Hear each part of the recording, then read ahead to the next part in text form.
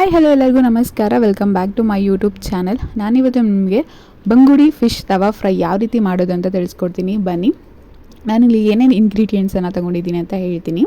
4 table ಸ್ಪೂನಷ್ಟು red chilli ಪೌಡರನ್ನು ತೊಗೊಂಡಿದ್ದೀನಿ, ಮತ್ತು 1 ಟೇಬಲ್ ಸ್ಪೂನಷ್ಟು ಕೊರಿಯಂಡರ್ ಪೌಡರನ್ನು ತೊಗೊಂಡಿದ್ದೀನಿ, ಮತ್ತು ಅರ್ಧ ಟೇಬಲ್ ಸ್ಪೂನ್ಗಿಂತ ಕಡಿಮೆ ಜೀರಾ ಪೌಡರನ್ನು ತೊಗೊಂಡಿದ್ದೀನಿ, ಮತ್ತು ಅರ್ಧ ಟೇಬಲ್ ಸ್ಪೂನಷ್ಟು ಪೆಪ್ಪರ್ ಪೌಡರನ್ನು ತೊಗೊಂಡಿದ್ದೀನಿ, ಮತ್ತು 1 ಸ್ಪೂನ್ ಜಿಂಜರ್ ಗಾರ್ಲಿಕ್ ಪೇಸ್ಟನ್ನು ತೊಗೊಂಡಿದ್ದೀನಿ, ಮತ್ತು 1 ಟೇಬಲ್ ಸ್ಪೂನಷ್ಟು ಕಾರ್ನ್ಫ್ಲೋರನ್ನು ತೊಗೊಂಡಿದ್ದೀನಿ, ಮತ್ತು ರುಚಿಗೆ ತಕ್ಕಷ್ಟು ಉಪ್ಪನ್ನು ಸೇರಿಸ್ಕೊಂಡು ನಾನಿಲ್ಲಿ ಹುಣಸೆ ಹುಳಿಯನ್ನು ಸೇರಿಸ್ಕೊಂಡು ಕಲಿಸ್ಕೊತಾ ಇದ್ದೀನಿ. ನೀರನ್ನು ಸೇರಿಸ್ಕೊಂಡು ಕಲಿಸ್ಕೋಬೇಡಿ, ಹುಣಸೆ ಹುಳಿಯನ್ನು ಸೇರಿಸ್ಕೊಂಡು ಚೆನ್ನಾಗಿ ಮಿಕ್ಸ್ ಮಾಡಬೇಕು. ನೋಡಿ, ನಾನು ತೋರಿಸ್ತಾ ಇದ್ದೀನಲ್ಲ, ಅದಕ್ಕೆ ಮಸಾಲೆನ ರೆಡಿ ಮಾಡ್ಕೋಬೇಕು. ಇವಾಗ ಮಸಾಲೆ ರೆಡಿಯಾಗಿದೆ. ಇವಾಗ ನಾನು ಒಂದೊಂದೇ ಫಿಶನ್ನು ತೊಗೊಂಡು ಅದಕ್ಕೆ ಅಪ್ಲೈ ಮಾಡ್ತೀನಿ. ಈ ಮಸಾಲೆನೆಲ್ಲ ಚೆನ್ನಾಗಿ ಸ್ಪ್ರೆಡ್ ಮಾಡ್ತೀನಿ. ನಾವು ಅಲ್ಲಿ ಕಟ್ ಮಾಡ್ಕೊಂಡಿದ್ದೀವಿ ನೋಡಿ ಸೆಂಟ್ರಲ್ಲಿ, ಅಲ್ಲಿಗೆಲ್ಲನೂ ಚೆನ್ನಾಗಿ ಮಸಾಲೆನ ತುಂಬಬೇಕು. ಚೆನ್ನಾಗಿ ಮೇಲ್ಗಡೆ ಎಲ್ಲ ಚೆನ್ನಾಗಿ ಸ್ಪ್ರೆಡ್ ಮಾಡಬೇಕು ಮಸಾಲೆನೆಲ್ಲನೂ. ನಾನು ಎಲ್ಲ ಫಿಶ್ಗೂ ಇದೇ ರೀತಿ ಸ್ಪ್ರೆಡ್ ಮಾಡಿ ಮಸಾಲೆನ ಇಟ್ಕೋತೀನಿ. ಇದನ್ನು 1/2 ಅವರ್ ಮ್ಯಾರಿನೇಟ್ ಆಗೋದಕ್ಕೆ ಬಿಡಬೇಕು. ಇನ್ನು ಯಾರು ನನ್ನ ಚಾನಲ್ನ ಸಬ್ಸ್ಕ್ರೈಬ್ ಮಾಡ್ಕೊಂಡಿಲ್ಲ, ಪ್ಲೀಸ್ ಬೇಗ ಹೋಗಿ ಸಬ್ಸ್ಕ್ರೈಬ್ ಮಾಡಿ ಮತ್ತು ಸಪೋರ್ಟ್ ಮಾಡಿ ಅಂತ ಕೇಳ್ಕೊತೀನಿ.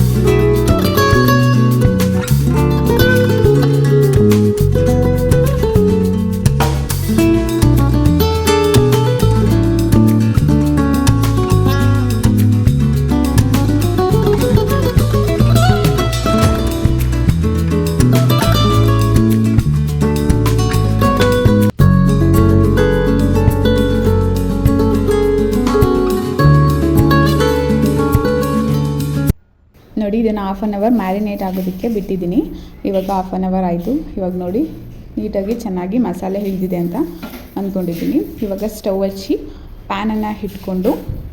ತವಾನ ಇಟ್ಕೊಂಡು ಈಗ ತವಕ್ಕೆಲ್ಲ ಎಣ್ಣೆನ ಸ್ಪ್ರೆಡ್ ಮಾಡ್ಕೋಬೇಕು. ಚೆನ್ನಾಗಿ ಎಣ್ಣೆನ ಸ್ಪ್ರೆಡ್ ಮಾಡಿಕೊಂಡು ತವ ಚೆನ್ನಾಗಿ ಕಾಯಬೇಕು. ಅಲ್ಲಿ ತನಕ ವೆಯ್ಟ್ ಮಾಡಿ ನಾವು ಒಂದೊಂದೇ ಫಿಶನ್ನು ಹಾಕ್ಕೊಂಡು ಚೆನ್ನಾಗಿ ಇದನ್ನು 2 ಸೈಡ್ ಬೇಯಿಸ್ಕೋಬೇಕಾಗುತ್ತೆ. ನಾನು ತೋರಿಸ್ತೀನಿ ಯಾವ ರೀತಿ ಬೇಯಿಸ್ಕೊಬೇಕು ಅದನ್ನು ಅಂತ. ಆ ರೀತಿ ನೀವು ಬೇಯಿಸ್ಕೋಬೇಕು. ನೋಡಿ, ಮಸಾಲೆ ಎಲ್ಲ ಅಲ್ಲೆಲ್ಲ ಎಂಟ್ಕೊಂಡ್ಬಿಟ್ಟಿರುತ್ತೆ, ಅದನ್ನೆಲ್ಲ ನೀಟಾಗಿ ಎಲ್ಲ ಕಡೆ ಸ್ಪ್ರೆಡ್ ಮಾಡ್ಕೋಬೇಕು ನಾವು.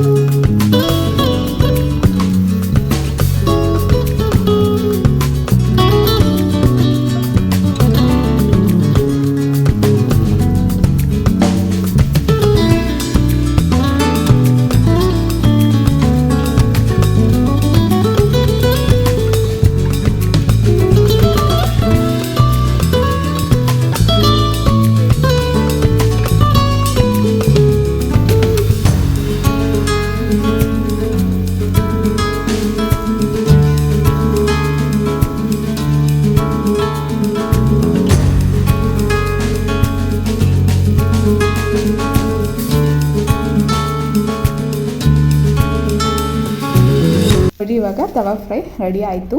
ನೀವು ಸಹಿತ ಇದನ್ನು ಮನೆಯಲ್ಲಿ ಟ್ರೈ ಮಾಡಿ ಯಾವ ರೀತಿ ಬಂತಂತ ಕಮೆಂಟ್ ಮಾಡಿ ತಿಳಿಸಿ ನನಗೆ. Thank you.